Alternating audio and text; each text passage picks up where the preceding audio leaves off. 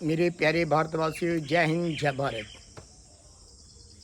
मेरे प्यारे भारतवासियों, एक बार एक संत एक महात्मा उपदेश कर रहे थे तो बीच में से एक सज्जन आ गया और महात्मा के चरणों में प्रार्थना करने लगा, विनती करने लगा कि हे प्रभु, कृपा कर बतलाइए कि अधिक सोना अच्छा होता है या अधिक जागना अच्छा होता है।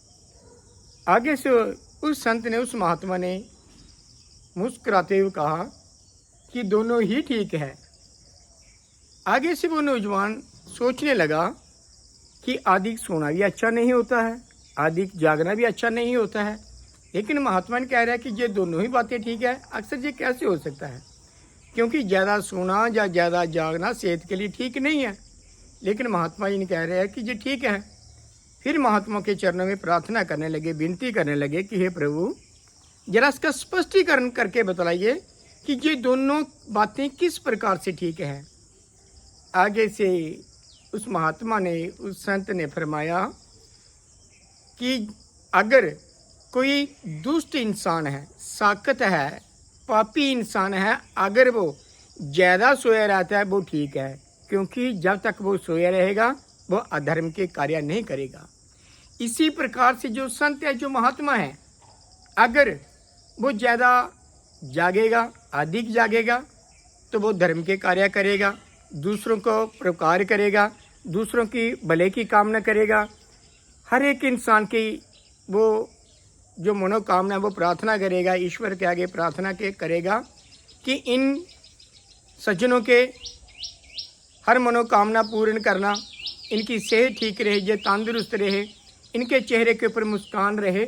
इसी प्रकार से जो संत है, जो महात्मा है, अगर वो अधिक जागता है वो दूसरों का परोपकार कर रहा होता है। तो आगे से बड़े सुंदर अल्फाज भी लिखे हैं कि सोया साथ जगाइए, करे काम का जाग, तीनों सोते वाले साकत सिंह और सांप। अर्थात अगर सोया साथ जगाइए, कोई संत जो है, जो महात्मा है, अगर वो सोया है, कहते हैं कि सोया साथ जगाइए, करे काम का जाग। अर्थात जब हम किसी संत, किसी महात्मा को जागृत अवस्था में लाने का प्रयास करते हैं, उसको जगाते हैं, वो परमात्मा का नाम लेगा, ईश्वर का नाम लेगा और प्रार्थना करेगा मानवता का भला हो।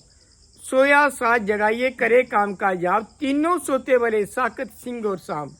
अगर कोई दुष्ट इंसान सोया है उसको हम जगाने का प्रयास ना करें, अगर कोई शेर सोया है उसको जगाने का प्रयास करेंगे, आप सभी को पता है कि वो क्या करेगा, वो इंसान को जिंदा नहीं छोड़ेगा।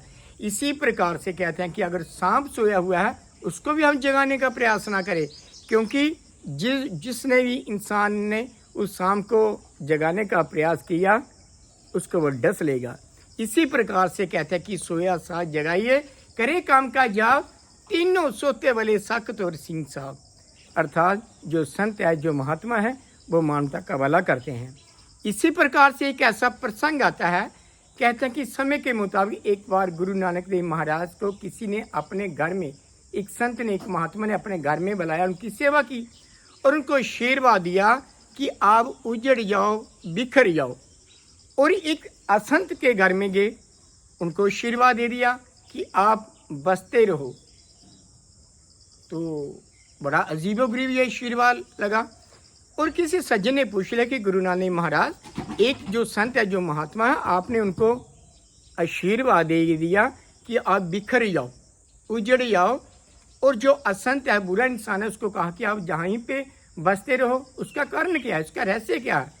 आगे से गुरु नानक महाराज ने बड़ा सुंदर सा उत्तर दिया कि मैंने संत को ये आशीर्वाद दिया कि आप उजड़ जाओ, बिखर जाओ, क्योंकि ये संत महात्मा जहाँ जहाँ भी जाएंगे ये अपना बीज जरूर लगाएंगे, परोपकार वाला, प्यार वाला, नम्रता वाला, सहनशीलता वाला, एकता वाला। अगर कोई बुरा इंसान है, अगर एक ही जगह पे रहता है, वो ठीक है, क्योंकि वो अधर्म के कार्य नहीं करेगा, वो बुरा कर्म नहीं करेगा, हर जगह वो अपना बीज नहीं फैलाएगा। इसी प्रकार से संत महात्मा जहाँ जहाँ भी जाते हैं, वो अपना जो उनका स्वभाव होता है, जो उनकी प्रेरणा होती है, वो दुनिया को अवेयर करते हैं, जागृति अवस्था में लाने का प्रयास करते हैं। ईश्वर के आगे, खुदा के आगे, परमात्मा के आगे अरदास करते हैं परमात्मा के आगे कि परम पिता परमात्मा सब तेरी संतान, भला करो सबका प्रभु, सबका हो कल्याण। इन्हीं शब्दों के साथ जय हिंद, जय भारत।